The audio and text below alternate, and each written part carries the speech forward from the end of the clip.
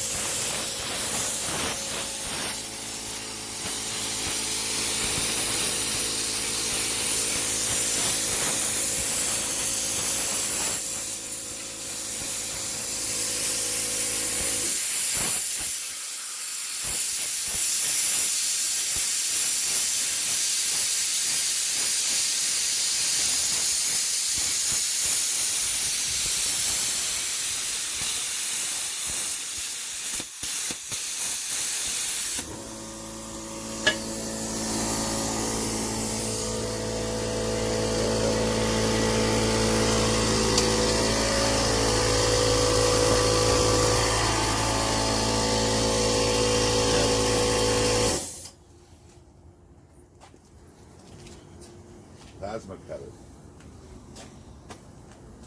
Oh, it's all the way in here? Yeah. It's on 50 amp. And air pressure is 6570. Air pressure 6570, 50 amp. Got it hooked up to the compressor. Plasma cutter.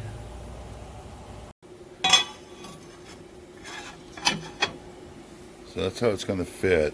I'm actually just going to drill a couple holes through that new piece of aluminum I have. And then I'll notch this right here, and that's it. Nice table. I have a lot of steel left over because I'm going to, once I get that thing to angle at a 90 degrees, I'm going to make another table for when it's at a 90 degrees angle for this thing. But I'll make another video for that. Hope you guys enjoy that. It's all about the plasma cutter, really. So, not really this so much. So, hope you enjoy the plasma cutter. Bye.